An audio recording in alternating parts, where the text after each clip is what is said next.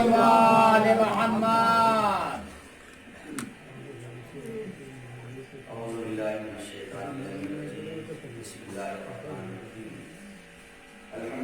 رب العالمین وصلی اللہ علیہ وسلم وعلی آلہ الطیبین الطاہرین اما بعد فقال زینب سلام اللہ علیہا المجزی فقیر قیدر وسعصائر وناصر جمدر فواللہ لا تمحو ذکرنا صلوات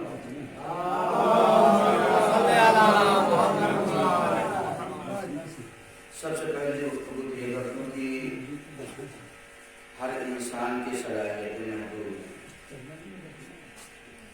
ایک ساتھ 8-10 لوگوں کو 15 لوگوں کو سننا کسی کے بس کی بات نہیں ہے۔ ہم لوگوں بالکل بس کی بات آپ پڑھے حضور وہ ایک قصیدہ کوئی پڑھ کے گئے ہیں کہنے والا بولنے والا، اس کو سنائیں کون ہے سننے والا؟ ایک اور صلوات کا سلام اللہم صلی علی محمد وعلی محمد۔ کوثر صاحب، شاہکار صاحب، دیگر علماء کرام بہترین تقریریں کی ہیں انہوں نے۔ جو موضوع اعلان جس کا ہوا ہے وہ موضوع ایسا ہے جس میں میں برابر گفتگو کر رہا ہوں اور تقریباً اسی پہ گفتگو ہو رہی ہے اور گوہر صاحب بھی اسی پہ گفتگو کریں گے، اس لیے میں نہیں چاہتا کہ اس موضوع کو ٹچ کروں۔ میں اس موضوع سے ہٹ کر جہاں سے باتیں ختم ہوئی ہیں گزشتہ 2 تقاریر انہی باتوں کو آگے بڑھانا ہے کہ ابھی تک تو یہ سن لیا ہے کہ یہ سسٹم جو بیک پر ہے ساری خرابی اس کی، لیکن اس کا مطلب یہ نہیں ہے کہ ہم نا امید ہو جائیں۔ اس کا مطلب یہ نہیں ہے کہ ہم نا امید ہو جائیں۔ سسٹم کسی کے ہاتھ پہ ہو، علی کے چاہنے والے طوفانوں کے درمیان سے اپنے راستے خود بنایا کرتے ہیں۔ ہمیشہ سے یہی رہا، ظالم کی روش ہمیشہ سے یہی رہی کہ ان پہ اقتصادی ناکہ بندی لاگو کی جائے، ان پہ نظامی حملہ کیا جائے۔ یہ 2 طریقے کے حملے ابتدا سے ہوتے چلے آئے ہیں، یا تو اکنامیکل سینکشنز لگا دیے جاتے ہیں یا اس کے بعد فوجی حملہ کر دیا جاتا ہے۔ اور صرف آج کے زمانے میں نہیں، جتنی بھی آپ جنگیں دیکھیں گے امریکہ کبھی بھی کسی ملک پر ڈائریکٹ اٹیک نہیں کرتا، کوئی بھی عقل مند گروہ کسی بھی گروہ پہ ڈائریکٹ اٹیک نہیں کرتا، اس لیے کہ کوئی نہیں چاہتا کہ اس کا نقصان ہو۔ امریکہ نے افغانستان کو برباد کرنا چاہا تو نہ جانے کتنے سالوں تک اقتصادی ناکہ بندی کی ہے، اس کے بعد جب وہ ملک ٹوٹ گیا ان کے پاس کچھ نہیں رہا۔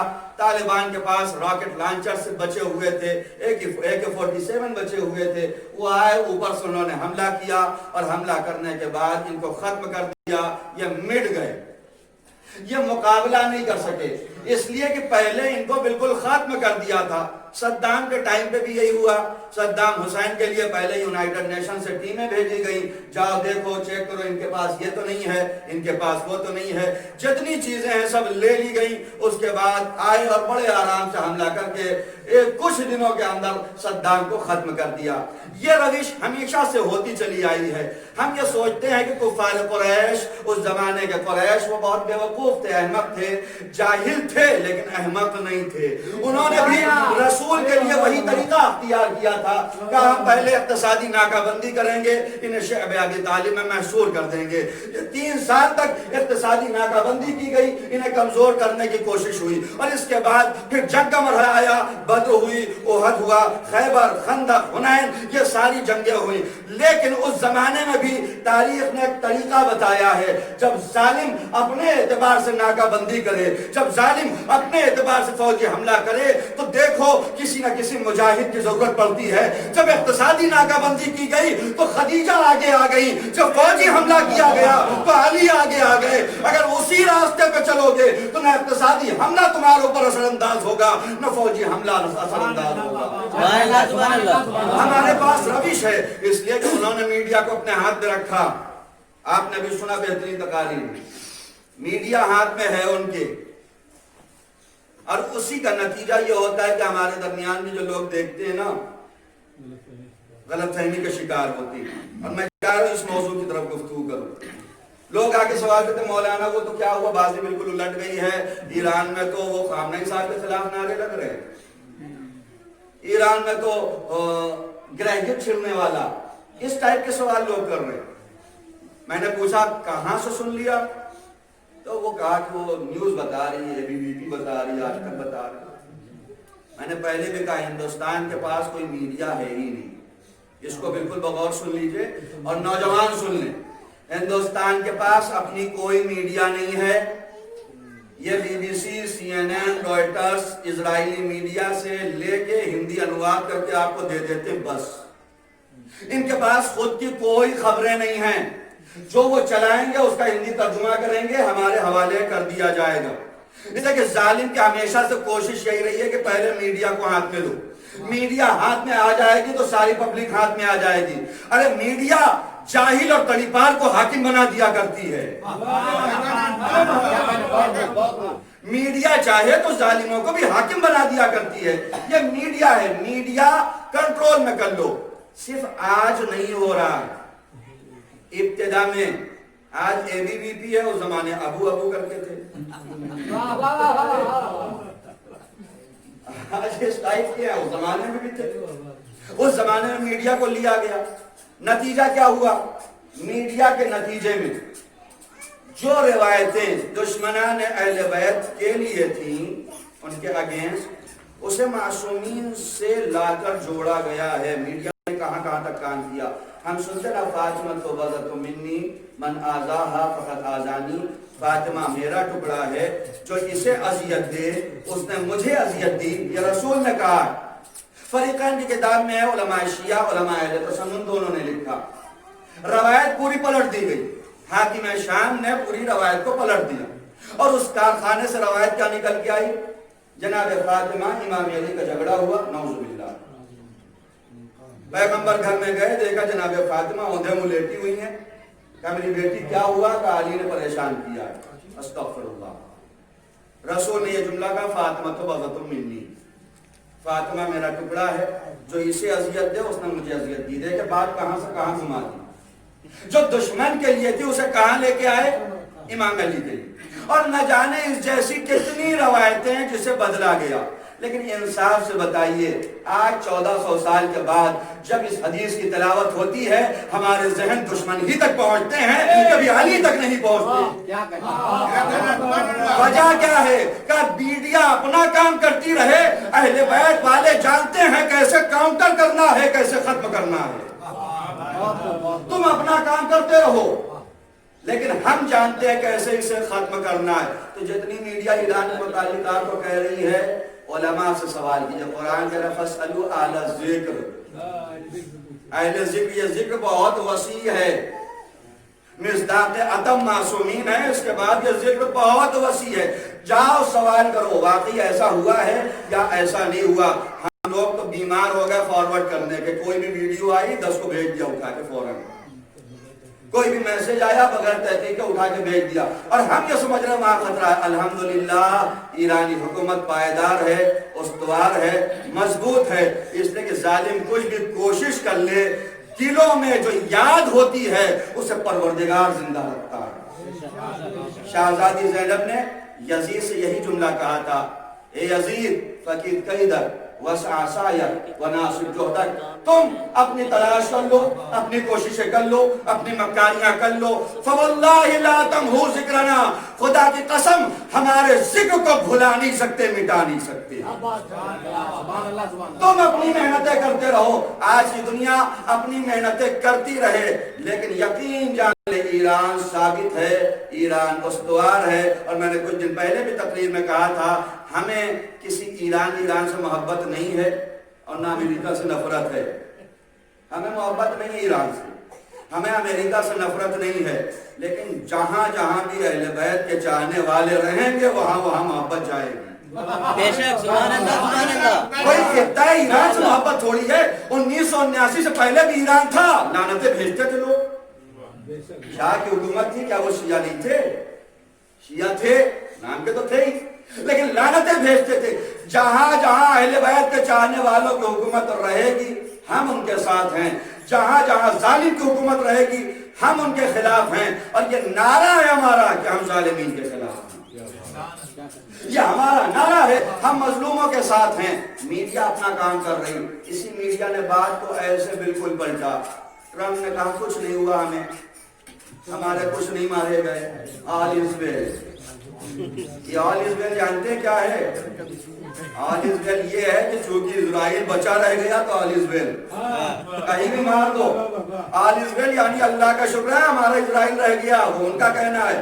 آل از ویل والے چھپاتے رہے، لیکن آج جیسے جیسے دن گزر رہا ہے، اب آج ہی آ گیا ہے، خود انہوں نے قبول کر لیا ہے 11 زخمی ہیں۔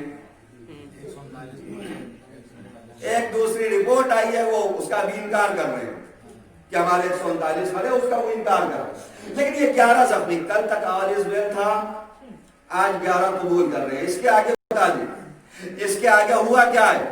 وہیں کے بہت سے لوگوں نے لکھا ہے کہ اب آپ دیکھیں گے کہ افغانستان میں امریکن مر گئے۔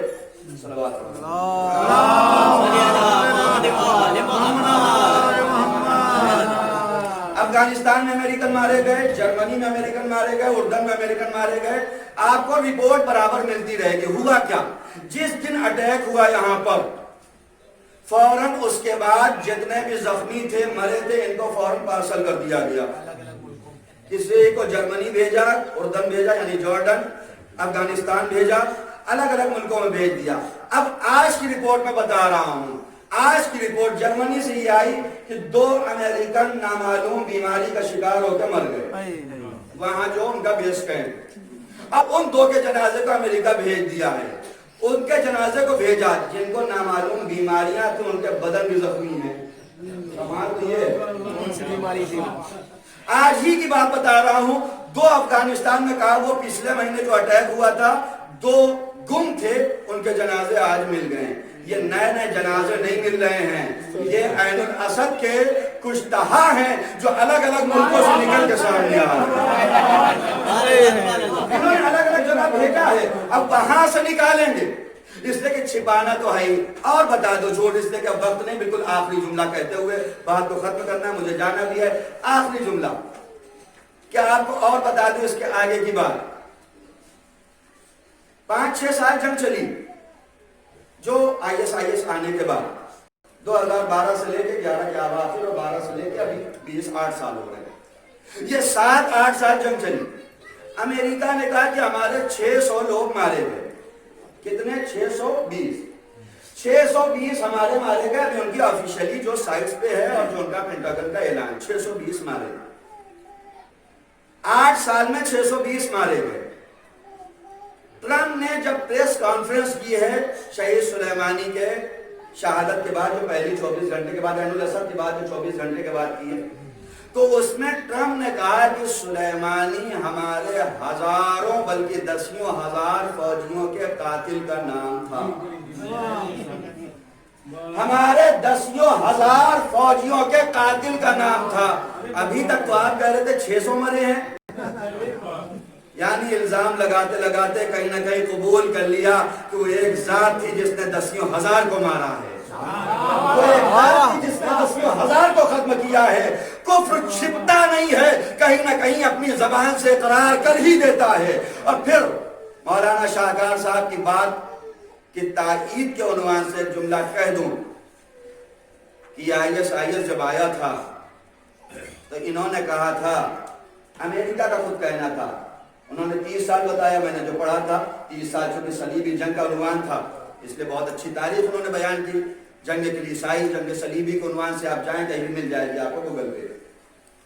امریکہ نے کہا تھا 50 سال تک اسے کوئی ہلا نہیں پائے گا، IS کو 50 سال تک کوئی ہلا نہیں سکتا، اتنی مضبوط حکومت ہے، اس لیے کہ ہم نے بالکل چینٹیوں کی طرح انہیں بھیج دیا۔ بات یہاں پہ رہی، تاریخ کے تھوڑا پیچھے جائیں، صفحات پلٹے۔ حاکم شام کا باپ، بنی امیہ کا مجمع ہے، ایسے ہی دالان رہی ہوگی، امام باڑہ کو نہیں کہہ سکتا، دالان ہی ان کا ہوتا ہے، جب ان کے یہاں کا ممبر نہیں رہتا، دالان تھی، دروازہ بند کیا، بند کر دو سب، آنکھ جا چکی اس کی، اس طرح کوئی اور تو نہیں، سب اپنے ہیں، ہاں سب اپنے، لاؤڈ اسپیکر بھی نہیں تھا، सब अपने हैं, कहा हाँ सब अपने।